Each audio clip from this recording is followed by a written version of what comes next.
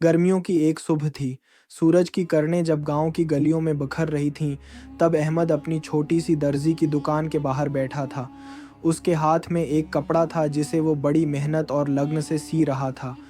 उसकी बारीक कारीगरी और मेहनत की सब तारीफ करते थे, मगर आमदनी इतनी कम थी कि घर का खर्च चलाना मुश्किल हो जाता।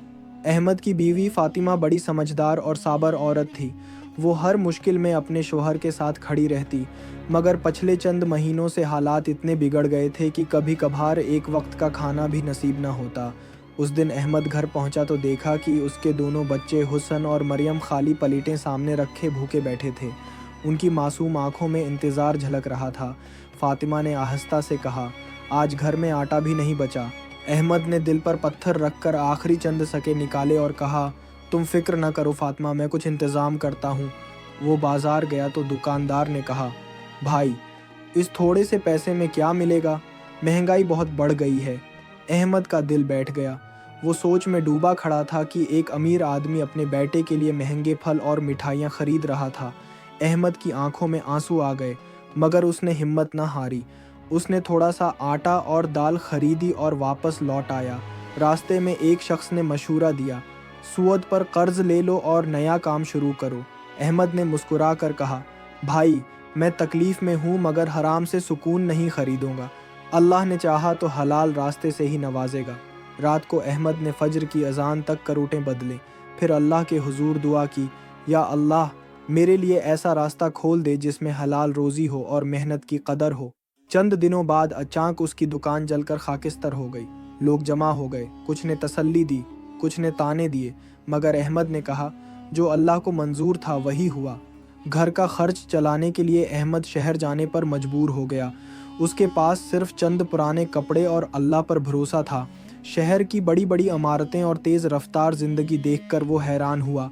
उसने मजदूरी की तलाश की, मगर हर जगह ज़मानत और रश्वत मांगी गई। आखिरकार एक दिन उसने एक बूढ़े आदमी की मदद की जिसके हाथों में बोझ था। बूढ़ा बहुत खुश हुआ और उसने अहमद को अपने साथ फल बेचने का काम दे दिया। अहमद की सच्चाई और मेहनत से लोग खुश होने लगे, मगर चंद गुंडों ने उससे हिफ्ता मांगा। अहमद ने इनकार कर दिया। बूढ़े ने डर के मारे धंधा छोड़ दिया। अहमद फिर तन्हा हो गया।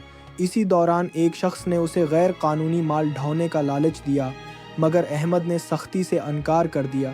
मैं भूखा मर जाऊंगा, मगर हराम का लुक़मा अपने बच्चों को नहीं खिलाऊंगा। आखिरकार अल्लाह ने इसके सब्र का फल दिया।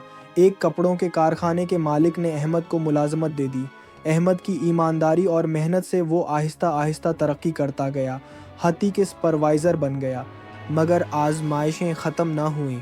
एक हसद करने वाले साथी रशीद ने उस पर चोरी का इल्ज़ाम लगा दिया, मगर अल्लाह ने सच्चाई को ज़ाहिर कर दिया और रशीद रंगे हाथों पकड़ा गया। अहमद की इज़्ज़त मज़ीद बढ़ गई। कारखाने के मालिक ने उसे मैनेजर बना दिया। अब अहमद के दिन बदल गए, तनख्वाह बढ़ गई, ज़िंदगी बेहतर हो गई, मगर उसके दिल में सुकून नहीं था। उसे अपनी माँ याद आ रही थी। वो गांव वापस लौटा तो देखा कि उसका पुराना घर टूट फूट चुका था और माँ फाकों में गुजारा कर रही थी। उसके वालिद दुनिया से रुखसत हो चुके थे। अहमद माँ की गोद में गिर कर रो पड़ा। अब उसने फैसला किया कि वो सिर्फ अपनी नहीं बल्कि पूरे गांव की हालत बदलेगा। उसने सबको उकठा कर कहा, हम सब मिलकर मेहनत करेंगे, अपनी हालत बदलेंगे। कुछ लोग खुश हुए, मगर जाबिर ज़मींदार मालिक हारिस को ये बात पसंद न आई। उसने कहा, अगर ये कामयाब हुआ तो मेरी बादशाहत ख़त्म हो जाएगी। अब अहमद के सामने एक नई जंग थी, गांव को गुर्बत और जुल्म से निकालने की जंग, जिसमें उसका सबसे बड़ा सहारा उसका ईमान और अल्लाह पर भरोसा था। अहमद ने गांव के नौजवानों को जमा किया और कहा, हम अपनी ज़मीनों पर ख़ुद काम करेंगे, अपनी मेहनत से फसल लगाएंगे, ताकि हारिस ज़मींदार का महताज न रहें। शुरू में सब डरे हुए थे क्योंकि बरसों से वो हारिस के जुल्म के आदी थे, मगर अहमद ने उनको हिम्मत दी।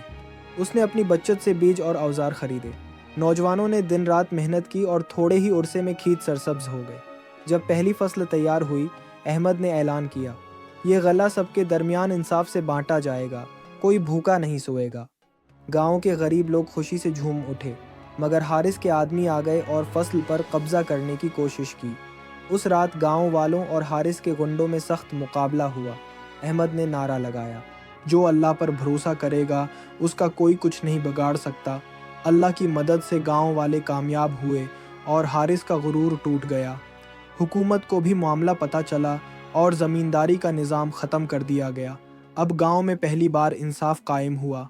احمد نے وہاں ایک چھوٹا سا مدرسہ اور دستکاری کا مرکز قائم کیا، جہاں بچے تعلیم حاصل کرنے لگے اور عورتیں سلائی کڑھائی کر کے کمانے لگیں۔ وقت گزرتا گیا اور احمد کا گاؤں آس پاس کے سب گاؤں کے لیے مثال بن گیا۔ لوگ کہتے تھے، یہ سب اس شخص کی محنت کا نتیجہ ہے جس نے غربت، بھوک اور ظلم کے آگے ہار نہ مانی۔ آخرکار احمد کی زندگی کے آخری دن آئے۔ وہ اپنے بستر پر لیٹا مسکرا رہا تھا۔ اس کے آس پاس اس کی ماں، بیوی، بچے اور گاؤں والے جمع تھے۔ احمد نے آہستہ کہا، یاد رکھو، اصل دولت ایمان اور حلال روزی ہے۔ اگر تم نے یہ نہ کھویا تو کبھی غریب نہیں رہو گے۔ یہ کہہ کر احمد نے اپنی آنکھیں بند کر لیں۔ اس کا نام تاریخ میں ہمیشہ کے لیے زندہ ہو گیا۔